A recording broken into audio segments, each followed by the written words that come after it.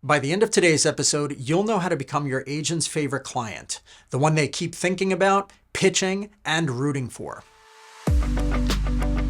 Welcome to the Actor's Career Compass, where we help aspiring screen actors find high-quality auditions, sign with great agents, and book major roles in legit productions. I'm your host, Martin Benson, and today I'll be covering the biggest mistake that actors make after getting signed, how to stay front and center in your agent's mind, and some ways to deepen the relationship so that it lasts for years. So don't just sign and ghost, right? Signing with an agent is just the beginning. It's not the finish line. Too many actors think that they can just sit back and relax and let their agent do most of the work. You want to keep the momentum going. So you want to update them monthly or quarterly with what you're working on, even if it's just training or networking or even doing like some self-produced scenes or short films. Next thing is you want to be the easiest to work with actor who's on their roster. Okay, so your goal is to become their favorite client. This is why I recommend that you respond to emails and texts from them as fast as possible, like ideally within a few hours or even less. And if they give you a self-tape opportunity, you want to get that done within 24 to 48 hours at most. You want to also keep your materials updated, but when you are going to update things, ask if they'd like to be involved or if they have suggestions before you do that, right? Like, hey, I'm thinking of getting new headshots. Do you have a specific photographer that you recommend? Or, hey, I'm thinking of getting new headshots. Is there any specific style or characters that you want me to focus on, right? Some agents don't care. Other agents want to be very much involved in that process. And if you don't ask them, it can kind of annoy them or make them feel like you don't value their opinion. When there's a problem, like a schedule conflict or whatever, always try to offer a solution, not just the issue. So I remember this one business coach that I have studied and bought a lot of courses from. His name is Ramit Sethi. He's awesome. And he teaches something called DIFT, which stands for do it for them, right? So what you want to do if you want to become the easiest, best person to work with is you want to take care of things as much as possible so that people either have to make a choice between just two options or they just say, yes, that sounds good, right? So what do I mean is, let's say that you have a schedule conflict with a production. Well, you can say, hey, I'm so sorry. This thing came up. Which option would you prefer, or what do you think I should do in this situation? Either one, here's an email that you can send to the production and let them know that unfortunately I won't be able to make it. Or two, do you think that I should is this super important to you and I will take care of the thing on my end and I know it's going to cause me a problem, right? So you're kind of giving them a solution that it's not an ideal situation, but at least it's sort of letting them feel like you value their opinion and letting them have some sort of say in it rather than just being like, hey, I'm so sorry I can't make it, right?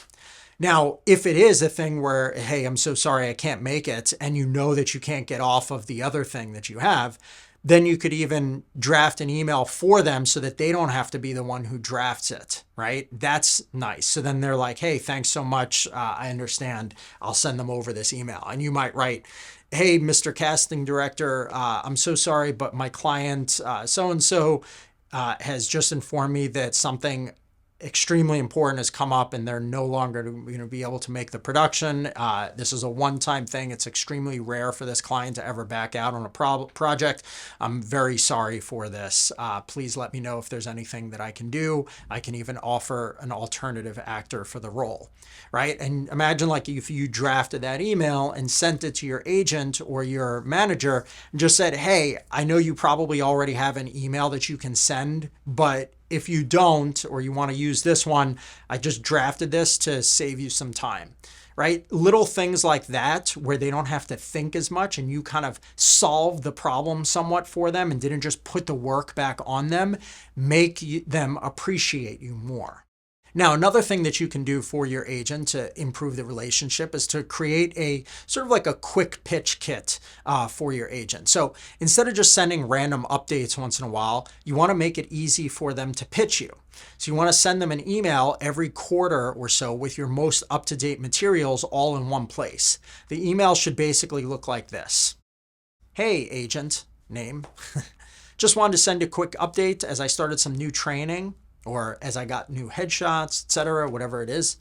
And then you're going to have a little thing that says, here's my one-line pitch, the strong, loving, and funny detective who can be rude at times.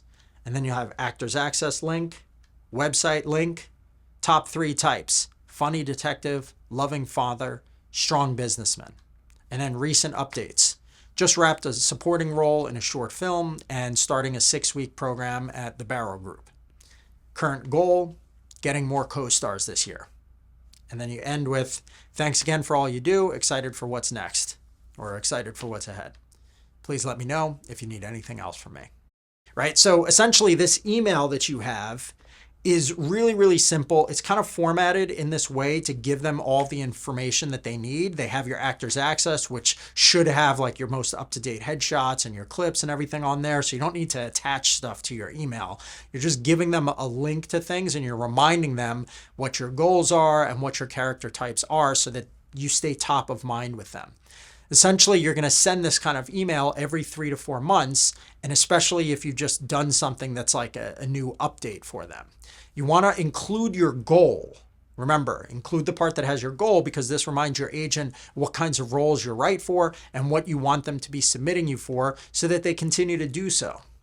The fourth thing that you can do to continue strengthening your agent relationship is to have an occasional check-in meeting with your agent. Okay, you want to keep your relationship strong by occasionally checking in with them, where you basically send an email asking to get together for a quick check-in meeting, either in person or via Zoom. So you could send them something like, "Hey, name.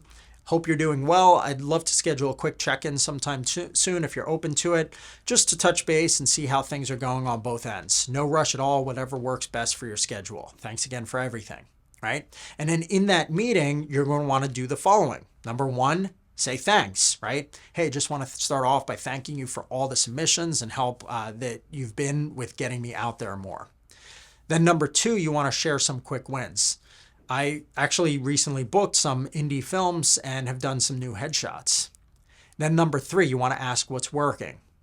So what do you think is going well so far? And how have my materials been working for you? Number 4, you want to ask what could be stronger. Is there anything that I could update or improve to get more traction or make your job easier? Right? Number 5, you want to share your goals.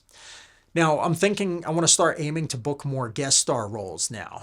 What are your thoughts on that goal? Finally, number 6, you want to end with positive energy. Well, thanks so much.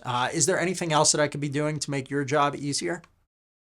This kind of meeting, it keeps you top of mind and helps build loyalty. You should pay for the coffee if you're meeting them in person, sort of as a thank you for all the work that they're doing for you. Remember, your agent works for you. And when they work for you, that means that you're essentially the one who's paying them. So you should be gifting them with different things, almost like an employee. Like if I go to Starbucks with any of my team members, I always buy the coffees for everybody, right? I'm never going to make them pay for themselves. Even if we're going to lunch one day, I almost always buy lunch for my team. Same thing with your agent. You want to buy things for them if you meet up with them in person, or like send them a gift at Christmas time. Like we send gifts out even to our top clients who pay us a lot of money sort of as a thank you for their business, but I also buy gifts or give bonuses to my team members just to kind of help build loyalty and keep them happy and showing them that I care and value what they do. So you want to do the same thing with your agent as much as you can. You're not doing it to sort of like bribing them or whatever. It's more just kind of like, hey, appreciation, and I want to kind of become friends with you. Remember, you don't want to just get signed and then kind of, that's it. The whole thing is, it's not like you're signing with them. It's like, hey, I just hired this person.